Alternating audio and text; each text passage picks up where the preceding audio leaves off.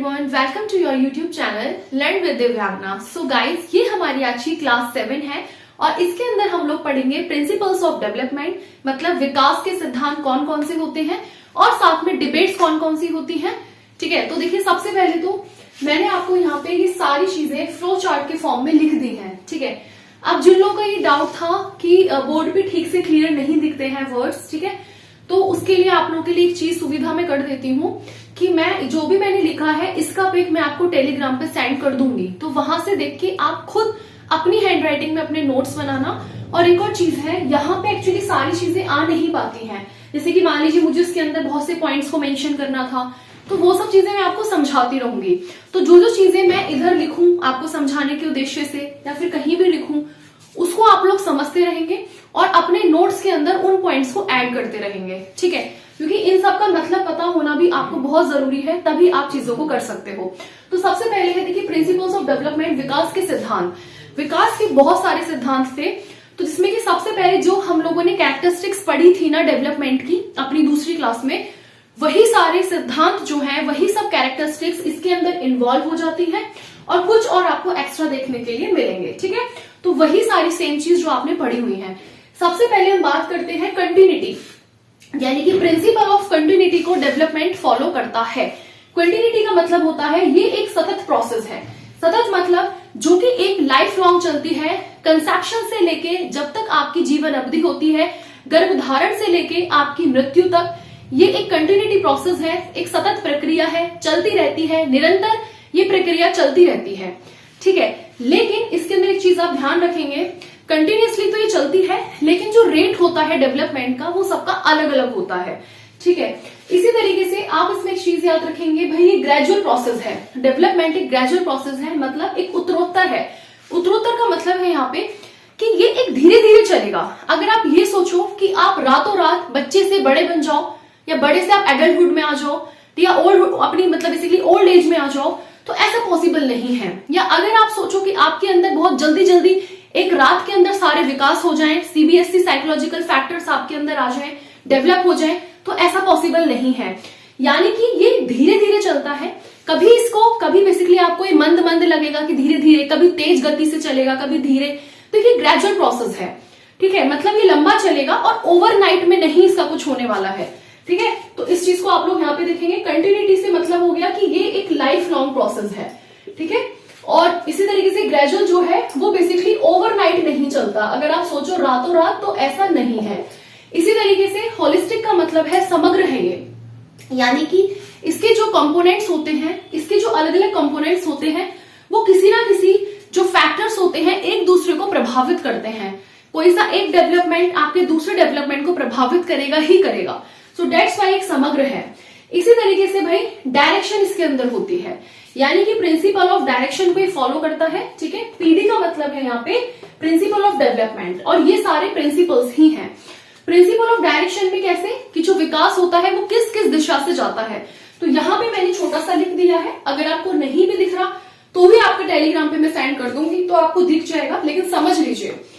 सबसे पहले है, ये है आपका कैप हेलो कॉर्डल, यानी कि यहाँ पे जो विकास होता है ये आपका हेड टू फुट जाता है। कहाँ जाता है? हेड टू फुट ये बेसिकली जाता है। सबसे पहले आपका विकास, बच्चे का विकास सर का होगा, उसके बाद उसके पैरों का। यानी सबसे पहले जो बच्चा होगा, ठीक है, वो बेसिकली अपने हाथों को चलाना शुरू करेगा। ठीक है, इस तरह पकड़ना शुरू करेगा, इस तरह की चीजें करेगा। उसके बाद फिर वो क्रॉलिंग करेगा, उसके बाद वो बेसिकली चलेगा, या बेसिकली क्रॉलिंग का मतलब होता है खिसकना, या घुटनों के बल इस तरीके से चलना। तो वो सब चीजें बाद में। तो सबसे पहले वो अपने उसके हाथों का, उसके हेड से विकास होता है, देन उसके फुट पे जाता है।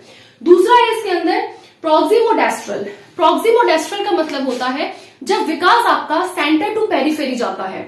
ठीक है, देखो जो जो चीजें मैं बोल रही हूँ, ये बोर्ड छोटे होने की वजह से मैं सारी चीजें लिख नहीं पा रही हूँ, इसलिए जो वर्ड्स मैं बोल रही हूँ वो अपनी नोटबुक में समझने के साथ में साथ के साथ अपने पॉइंट्स के आगे जो जो अभी पॉइंट्स लिखेंगे उनमें आप लोग नोट करते चलें, ताकि आपको याद रहे कि क्या क्या चीजें इसमें होती हैं। ठीक है, तो प्रॉक्सिमोडेस्ट्रल यानी कि इसके अंदर क्या होता है, आपका विकास सेंटर टू पेरिफेरी जाता है। यानी कि सबसे पहले आपका सेंटर का बेसिकली विकास होगा। जो बच्चा होगा सबसे पहले उसकी भुजाओं का विकास होगा, उसके बाद उसके पूरे हाथ का विकास होगा, ठीक है। उसके बाद उसके हैंड, फिंगर्स, ये सब चीजें। So that's called centre to periphery, ठीक है, बाहर की तरफ जाता है फिर ये सेंटर से होता हुआ। नेक्स्ट पॉइंट आता है दैट इज ऑर्थोजेनेटिक। शायद आपने इससे पहले ही ऑर्थोजेनेटिक प्रिंसिपल को सुना हो, अगर सुना भी है तो मैं बता देती हूँ। इसके अंदर क्या होता है, बच्चा सबसे पहले अपनी लार्ज मसल्स का यूज करेगा, मतलब उसके अंदर उसकी लार्ज मसल्स पहले डेवलप होंगी, देन उसके बाद वो अपनी स्मॉल मसल्स का बेसिकली यूज करेगा, ठीक है। जो आपने पढ़ा भी होगा, मैंने आपको पढ़ाया भी था ये चीज कि दो आपकी मोटर स्किल्स होती हैं, एक आपकी ग्रॉस और एक आपकी फाइन। तो सबसे पहले जो ग्रॉस मोटर स्किल्स होंगी वो यहाँ पे डेवलप होंगी, देन उसके बाद जो फाइन मोटर स्किल्स होती हैं जिसमें छोटी छोटी मसल्स का यूज किया जाता है वो डेवलप होती हैं। यानी अगर मैं एग्जाम्पल के तौर पे देखूं तो बच्चा एकदम से, अगर आप सोचो कि उसको वो छोटा है, वो एकदम से ABCD लिखना शुरू हो जाए, पेन पकड़ना शुरू कर दे, लिखना शुरू कर दे, तो ऐसा नहीं हो सकता। वो लिखने से पहले चलना उसको आएगा, दौड़ेगा, भागेगा, फिर एक टाइम के बाद उसको लिखने धीरे धीरे उसकी जो स्मॉल मसल्स होंगी वो उसकी डेवलप होनी शुरू हो जाएंगी, तब वो बाद में लिखेगा। इसी तरीके से ये वाली चीज हो जाती है, यानी डायरेक्शन। अब हम बात करते हैं हिस्टोरिकल एंड कल्चरल कॉन्टेक्स्ट पे भी, ये इसका बेसिकली डिपेंड करता है, इसका प्रिंसिपल होता है, यानी ऐतिहासिक और सांस्कृतिक। ये मैंने आपको पहले भी बताए थे। जो भी आपके ओल्ड एक्सपीरियंसेस हैं, जो भी जिस तरीके की, मान लीजिए इन सब चीजों पे बेस करता है, जो आपके कल्चरल वाले कॉन्टेक्स्ट हैं, इन सब के संदर्भ में भी ये बेसिकली डिपेंड करता है आपका डेवलपमेंट, ठीक है। अगर मान लीजिए, अगर हम हिस्टोरिकल की बात करते हैं फॉर एग्जाम्पल, तो जो मैंने आपको एग्जाम्पल दिया था कि मान लीजिए जो सबसे पहले जिन लोगों ने एक स्वतंत्रता संग्राम देखा है उनका एक्सपीरियंसेस जो होगा, ठीक है, और आज के बच्चे का जो एक्सपीरियंस होगा जो आज 20 साल का है, उन दोनों के डेवलपमेंट में अंतर है, चीजों में अंतर है। इसी तरीके से सोसाइटी का, कल्चर का, हर चीज का बच्चे के ऊपर डिपेंड पड़ता है, ठीक है, इफेक्ट पड़ता है, तो वो सब चीजें इसमें आ जाती हैं। इसी तरीके से इरिवर्सिबिलिटी है, मतलब प्रिंसिपल ऑफ इरिवर्सिबिलिटी को फॉलो करता है कि मतलब अपरिवर्तनीय है। कैसे अपरिवर्तनीय है? अगर मान लीजिए आप लोग सपोज करो ये चाहते हो कि अगर बच्चा है वो अपने एडल्टहुड से, ठीक है, और मान लीजिए ओल्ड एज आती है लास्ट वाली, अगर आप सोचो कि ओल्ड एज से फिर से आप एडल्ट हो जाओ, तो ऐसा नहीं हो सकता। कोई भी फैक्टर्स, चीजें रिवर्स नहीं हो सकती। बच्चा अगर एक बार चाइल्डहुड में चला गया तो फिर से वो इन्फेंसी में नहीं जा सकता। तो ये सब जो फैक्टर्स होते हैं ये बेसिकली आपके रिवर्स नहीं हो सकते हैं, ठीक है। इसी तरीके से ये सीक्वेंस को फॉलो करता है, क्रमबद्धता होती है, एक सीक्वेंस है, एक पर्टिकुलर सीक्वेंस। जैसे सबसे पहले भाई इन्फेंसी है, फिर उसके बाद चाइल्डहुड आया, इस तरीके से आपका एडोलेसेंस आया, एडल्टहुड आया, तो ये एक सीक्वेंस को फॉलो करेगा। अगर आप सोचो कि इन्फेंसी के बाद सीधा आपका एडल्टहुड आ जाए तो ऐसा पॉसिबल नहीं है, तो एक सीक्वेंस में ये चलेगा। इसी तरीके से मल्टी डायमेंशनल है, मल्टी डायरेक्शनल है, मतलब बहुयामी है, बहुदिशात्मक है। मल्टी डायमेंशनल क्यों है? क्योंकि इसके अंदर बहुत सारे फैक्टर्स होते हैं, CBSE, यानी कॉग्निटिव भी है, बायोलॉजिकल भी है, इस तरीके से सोशल फैक्टर्स भी हैं, इमोशनल भी हैं, मोरल भी है, लिंग्विस्टिक भी है। तो ये इस वजह से कैसा हुआ, ये आपका मल्टी डायमेंशनल हो गया। और इसी तरीके से मल्टी डायरेक्शनल का मतलब होता है कि यहाँ पे आपको देखिए, यहाँ पे आपको गेन भी दिखेगा, ठीक है, यहाँ पे आपको लॉस भी दिखेगा, ठीक है। इसी तरीके से आपको इंक्रीज होता भी दिखेगा, पॉजिटिव नेगेटिव भी दिखेंगे चीजों में, आपकी स्किल्स में, आपकी चीजों में, गेन भी, लॉस भी, इंक्रीज, डिक्रीज, अपवर्ड, हर चीजें आपको यहाँ पे दिखेंगी। तो एक ही डायरेक्शन में नहीं चलता। अगर आप सोचो कि सिर्फ पॉजिटिव पॉजिटिव होता रहे तो ऐसा नहीं हो सकता। बहुत चीजें आपको नेगेटिव में भी जाएंगी, पॉजिटिव में भी जाएंगी, हर तरह की चीजें यहाँ पे होती हैं, ठीक है। इसी तरीके से ये आपका एक प्लास्टिसिटी है। प्लास्टिसिटी का मतलब होता है कि जो बच्चा होता है उसको आप जैसा चाहो ऐसा मोल्ड कर सकते हो, है ना, उसको आप किसी भी दिशा के अंदर उसको आप ले जा सकते हो। मान लीजिए अगर किसी ने अपने एक्सपीरियंसेस, मान लीजिए किसी का बैड एक्सपीरियंस रहा है किसी चीज को लेके, पास्ट में किसी भी चीज को लेके, तो ऐसा नहीं कि उसके आगे वाली एक्सपीरियंसेस या आगे की लाइफ सारी नेगेटिव ही रहेगी, बैड ही रहेगी, है ना। तो वो उसके जो पॉजिटिव एक्सपीरियंसेस होंगे वो हर तरह के एक्सपीरियंस झेलेगा। तो अगर नेगेटिव चीजें हैं तो उसका इफेक्ट नेगेटिव रहेगा, पॉजिटिव चीजें हैं तो पॉजिटिव रहेगा। बट ऐसा नहीं है कि अगर सिर्फ आपने नेगेटिविटी ही देखी है तो ऑलवेज आपके साथ नेगेटिव ही होगा। तो ये प्लास्टिसिटी में भी ये भी चीज होती है कि आप इसको थोड़ा मॉडिफाई भी कर सकते हो, एडअप इसमें चीजें कर सकते हो। ये नहीं कि जो चीज बस आपने सीख ली, जो चीज आपको आ गई बस उतनी ही है, ऐसा नहीं होता। उसके बाद है आपका ये ऑर्डरली सीक्वेंस को फॉलो करेगा, यानी कि जनरल से स्पेसिफिक की तरफ जाएगा, सामान्य से विशिष्ट की तरफ ये जाएगा। यानी सबसे पहले जो बच्चा होता है वो क्या करेगा, अपनी जो छोटी छोटी चीजें हैं, मान लीजिए अपने फिंगर्स को चलाना सीख गया, ठीक है। इसी तरीके से आप अगर उसको पेन दे रहे हो तो उसको पहले पकड़ेगा, ठीक है। तो इस तरह की चीजों को पहले वो सीखेगा, उसके बाद वो फिर अपनी पूरी बॉडी का यूज करना शुरू करेगा, चलना शुरू करेगा। तो ये चीजें मतलब एक पहले जनरल चीजों को वो बेसिकली पकड़ेगा, उसका बेसिकली यूज करेगा, उसके बाद वो फिर किसी स्पेसिफिक चीज पे वो बेसिकली जाएगा। इसी तरीके से है ये क्यूमुलेटिव है, मतलब संचयी है। क्यूमुलेटिव का मतलब है जैसे कि जो भी आप लोगों का, मान लीजिए जो भी आपका पास्ट एक्सपीरियंस रहा है, जो आपका प्रेजेंट है, वो सब चीजें आपके फ्यूचर को इफेक्ट करेंगी।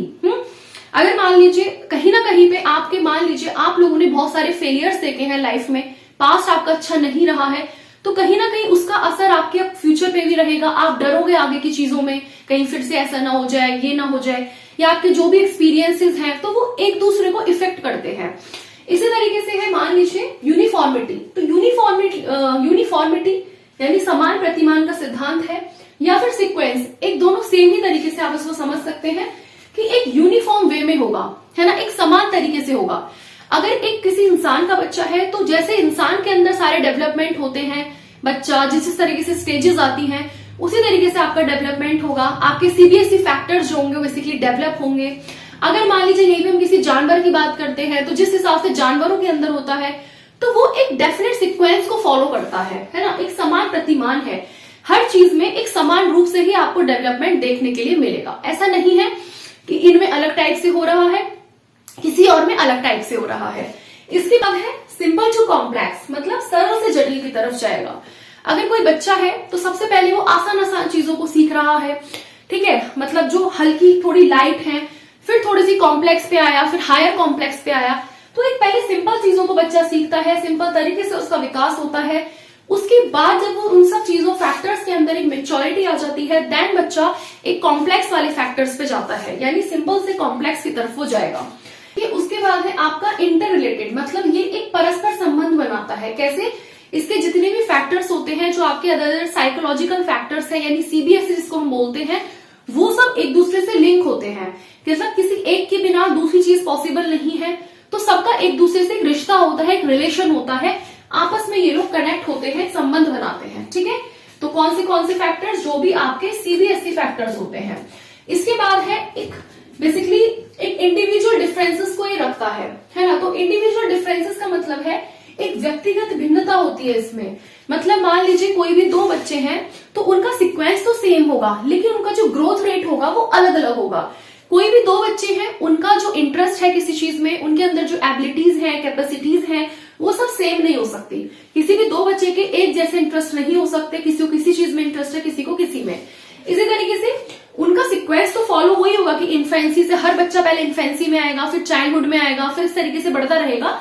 लेकिन किसी के अंदर विकास तेजी से हो रहा है, किसी से थोड़े कम बेसिकली रेट से हो रहा है, तो उसको कहते हैं इंडिविजुअल, एक व्यक्तिगत भिन्नता होती है हर इंसान में, ठीक है। इसके बाद है आप लोगों का क्या? That is interaction. इंटरेक्शन मतलब है कि ये एक इंटरेक्ट करता है किससे, यानी एक ये प्रोडक्ट होता है हेरिडिटी का और एनवायरमेंट का is equals to development. Heredity और एनवायरमेंट, ठीक है, इससे उत्पन्न हुआ आपका डेवलपमेंट। तो इन दोनों का जो इंटरेक्शन होता है वो बेसिकली डेवलपमेंट को जन्म दे रहा है। आप ऐसे समझेंगे तो इन दोनों की अंतर क्रिया होती है, दोनों का एक मल्टीप्लीकेशन होता है, प्रोडक्ट होता है। इसी तरीके से ये एक यूनिक है, मतलब एक अनूठा है। यूनिक को आप ऐसे ही वही समझोगे सेम कि डेफिनेट सीक्वेंस को फॉलो कर रहा है, ठीक है, कि इन्फेंसी है, अलग अलग स्टेजेस हैं, अलग अलग डेवलपमेंट्स हैं, उनके अलग अलग स्टेजेस। तो एक तरीके से वो काफी यूनिक पैटर्न पे है, इस एक अलग तरीके से पैटर्न को फॉलो करता है, जो कि एक डेफिनेट सीक्वेंस होता है, ठीक है, सबके अंदर वो सेम ही रहेगा। स्पाइरल है, लीनियर नहीं है। मतलब आप अगर सोचो डेवलपमेंट ऐसे सीधा जा रहा है तो वो ऐसे सीधा नहीं जाता, ठीक है। वो बेसिकली कैसा होता है कि स्पाइरल, सर्पिल की तरह होता है। अगर आपके अंदर कोई चीज यहां तक पहुंची, फिर आप उसमें वापस आओगे, फिर वो चीज जाएगी, धीरे धीरे करके डेवलप होती है। किसी भी चीज का कहने का मतलब है डेवलपमेंट एक ही साथ नहीं हो जाता। आप एक ही साथ किसी भी साइकोलॉजिकल मोटर्स के अंदर आप लोग परिपक्व नहीं हो जाते। धीरे धीरे करके हर चीज का विकास होता है, तो वो चीज यहां भी आती है, फिर नीचे डाउन भी जाएगी, फिर बढ़ेगी धीरे धीरे टाइम के साथ, चीजों के साथ, एक्सपीरियंसेस के साथ, हर चीज के साथ वो बेसिकली आपकी स्पाइरल फॉर्म में जाती है। इसलिए वो कभी लीनियर नहीं होगा। आप सोचो विकास सीधा सीधा चल रहा है तो ऐसा नहीं हो सकता। इसके बाद है इंटीग्रेशन एंड डिफरेंशिएशन को वो फॉलो करता है। तो ये इंटीग्रेशन एंड डिफरेंशिएशन क्या चीज है? इंटीग्रेशन मतलब एकीकरण और डिफरेंशिएशन मतलब विभेदीकरण। ठीक है, तो इंटीग्रेशन एकीकरण का मतलब होता है जहां पे बच्चा पहले अपने मान लीजिए पूरे पार्ट्स का यूज कर रहा है, फिर अपने किसी एक पर्टिकुलर पार्ट का यूज करेगा और फिर उन दोनों के अंदर उनका एकीकरण हो गया, वो दोनों चीजें फैक्टर्स एक हो गए तो उसको इंटीग्रेशन बोल दिया। यानी फिर वो अपने पूरे पार्ट को और किसी पर्टिकुलर पार्ट को एक साथ यूज करने लगेगा। सो वो क्या हो गया, एकीकरण हो गया। जैसा कि आपको इसके नाम से पता चल रहा है कि ये लास्ट में जाके एक हो जा रहा है। तो पहले पूरा बॉडी पार्ट, फिर कोई भी उसका मान लीजिए किसी पर्टिकुलर पार्ट को यूज कर रहा है, देन वो दोनों एक हो गए, इंटीग्रेट हो गए। एंड डिफरेंशिएशन का मतलब है अब उनमें विभेदीकरण हो गया, अलग अलग हो गए। भाई पहले बच्चा क्या कर रहा है, किसी स्मॉल ऑब्जेक्ट्स को पकड़ रहा है तो उसके अंदर वो अपनी किसको यूज करेगा, मान लीजिए फाइन मसल्स का यूज कर रहा है, छोटी छोटी चीजों का यूज कर रहा है किसी भी स्मॉल ऑब्जेक्ट्स को बेसिकली क्या करने के लिए, पकड़ने के लिए। ठीक है, और दूसरा है फिर वो मान लीजिए लार्ज यूज उसका यूज कर रहा है, लार्ज ऑब्जेक्ट्स को पकड़ रहा है तो उसके लिए वो अपने पूरे के पूरे किसका यूज कर रहा है, आर्म्स का यूज करेगा, हैंड्स का यूज करेगा। और स्मॉल ऑब्जेक्ट्स में वो अपनी मान लीजिए किसका यूज करेगा, फिंगर्स का यूज करेगा। तो आप इसको ऐसे समझेंगे, दैट्स कॉल्ड डिफरेंशिएशन। पहले फिंगर्स का यूज कर रहा है, दूसरे उसमें बड़ों के लिए पूरे पूरे हैंड का यूज कर रहा है, जहां पे बच्चा पूरी पूरी आर्म्स का यूज करने लगे तो उनमें एक विभेदीकरण हो गया। तो ये आपका पूरा एक कॉन्सेप्ट था, इसको आप लोग समझ लीजिए, सारे प्रिंसिपल्स है। ये सारा जितना भी इसका फोटो है, ठीक है, अगर आपको नहीं दिखता है, प्रॉब्लम आपकी आती है वाला इश्यू कमेंट सेक्शन में, तो मैं आपको टेलीग्राम पे सेंड कर दूंगी, तो उसकी आप बिल्कुल टेंशन मत लेना। और एक और चीज है भाई, टाइम जैसे कि कम है, कॉन्सेप्ट्स में सारे आपको क्लियर कराती चलूंगी। आप लोग कोई भी एक अच्छी सी अपनी प्रैक्टिस सेट की बुक ले लीजिए, मार्केट में बहुत सारी बुक्स हैं, ताकि आप ज्यादा से ज्यादा आप लोग क्वेश्चंस की प्रैक्टिस करोगे। ठीक है, एकदम से आपके क्वेश्चन डायरेक्टली ऐसे नहीं आ जाते कि सीधा आपको प्रिंसिपल्स पूछ लिया, थोड़ा घुमा फिरा के क्वेश्चंस आते हैं, लेवल भी आपको अच्छा खासा देखने के लिए मिलता है, थोड़ा सा सिचुएशन बेस्ड क्वेश्चंस आपको देखने के लिए मिलते हैं। तो आप जितनी ज्यादा प्रैक्टिस करेंगे उतनी ज्यादा आपकी तैयारी स्ट्रांग होगी। तो कोई भी बहुत अच्छे अच्छे प्रैक्टिस सेट्स है मार्केट में, उनको आप लोग ले सकते हो और ज्यादा से ज्यादा बस अपनी क्वेश्चंस की आप लोग प्रैक्टिस करेंगे, क्योंकि टाइम अब कम है। ठीक है, तो तेजी के साथ करेंगे और प्रैक्टिस करेंगे। अब इसके बाद हम लोग पढ़ेंगे डिबेट्स कौन कौन सी थी डेवलपमेंट। ये तो देखिए, अब हम लोग का नेक्स्ट टॉपिक है, that is debates of development. मतलब कौन कौन से मुद्दे थे विकास के। क्या होता है, जब बहुत सारे अलग अलग साइकोलॉजिस्ट हुए तो उन सभी के बीच में एक बहस चली। ठीक है, किसी ने बोला कि जो डेवलपमेंट होता है वो नेचर पे डिपेंड करता है, किसी ने बोला नहीं नर्चर पे करता है, किसी ने बोला एक्टिव होता है, किसी ने बोला पैसिव होता है। तो इस तरीके से आपकी चार अलग अलग बहुत सारी डिबेट्स हुई, तो जिसको हम लोग पढ़ने वाले हैं, ठीक है, फ्लो चार्ट के फॉर्म में। और देखिए एक और चीज, आप मुझे एक चीज और बताना कि आप बस मुझे इतना एक रिव्यू दे दो इस चीज का, कमेंट सेक्शन में बता दो कि या तो मैं इस तरीके से ही आपको बोर्ड पे पढ़ाऊं, ठीक है, सारी चीजें, और जो आप लोगों को ना दिखने वाली जो प्रॉब्लम है बोर्ड पे, आप बोलते हो क्लियर नहीं दिख रहा है, तो फिर मैं इसका जो स्क्रीनशॉट होता है उसको पूरा आपको टेलीग्राम पे सेंड कर दूं। तो यहां से आप अपने सारी चीजों को समझ लीजिए कॉन्सेप्ट को, और वहां से जाके आप लोग अपने नोट्स जो आपको नहीं दिखता है वो आप बना लीजिए। एक तो ये वाला मेथड है, और दूसरा फिर ये है कि मैं बोर्ड पे ऐसे ना पढ़ा के फिर मैं आपको पीडीएफ बना के उसके थ्रू बढ़ाऊं। ठीक है, तो आप लोग बताना जैसा आप लोग को उचित लगे, इस तरीके से आप लोग बताना, फिर हम उसी तरीके से आपको पढ़ाएंगे। ठीक, तो इसमें सबसे पहले जो डिबेट हुई वो है नेचर और नर्चर की। नेचर जो है डेट इज जो आपकी प्रकृति है उससे बिलोंग करता है आपका नेचर, और नर्चर वो कहते हैं भैया जो भी पालन पोषण है। तो अलग एक जो साइकोलॉजिस्ट थे, जब उनके बीच में बहस चली तो उन्होंने बोला कि नहीं, जो डेवलपमेंट है वो नेचर पे डिपेंड करता है, वो प्रकृति पे डिपेंड करता है, और प्रकृति के अंदर आती है आपकी हेरिडिटी यानी अनुवांशिकता। उन्होंने बोला कि जो आपका जो डेवलपमेंट है वो आपकी हेरिडिटी पे डिपेंड करता है, ऐसा उन्होंने बोला। उसके बाद दूसरे लोगों में जो बहस चली, तो दूसरी पार्टी थी, उन्होंने बोला नहीं नहीं नर्चर पे करता है, नर्चर के अंदर आपका आता है एनवायरमेंट, जो भी एनवायरमेंट के अंदर फैक्टर्स हैं उन पे डिपेंड करता है। ठीक है, तो इस तरीके से दोनों लोगों में बहसें चली। जब बहस चली तो बाद में रिजल्ट ये निकल के आया, जब रिसर्च करी गई तो फिर एक रिजल्ट आया कि ना इस पे खाली करता ना इस पे खाली करता, ये तो हेरिडिटी और एनवायरमेंट के प्रोडक्ट पे डिपेंड करता है, H/E। बात आई समझ में, हेरिडिटी और एनवायरमेंट के प्रोडक्ट पे डिपेंड करता है, ऐसा फिर बाद में निकल के आई बात। तो पहली डिबेट। दूसरी डिबेट ये है आपकी कंटिन्यूटी वर्सेस डिसकंटिन्यूटी। कंटिन्यूटी का मतलब है, आधे ज्यादा साइकोलॉजिस्ट ने बोला कि ये एक निरंतरता वाला प्रोसेस है, मतलब ये कंटिन्यूअस वे में लाइफ लॉन्ग चलता रहता है, कंसेप्शन से लेके आपकी ओल्ड एज तक। फिर दूसरे लोगों ने बोला नहीं, ये एक डिसकंटिन्यूटी का प्रोसेस है, मतलब अलगाव होता है। तो कंटिन्यूटी का मतलब है यहाँ पे ग्रेजुअल और स्मूथ प्रोसेस। ठीक है, हिंदी वाले भी देख लेना, मैं वर्ड्स का मतलब समझा रही हूँ तो उसमें लिख लेना कि मतलब जो एक लगातार चलता है, एक सतत प्रक्रिया है, स्मूथ तरीके से चलती है। तो यहाँ पे इन्होंने इसको इस तरीके से बोला कि ये जो चलती है वो इसका ग्राफ ऐसे आता है सीधा, ये चीज इन्होंने बोली।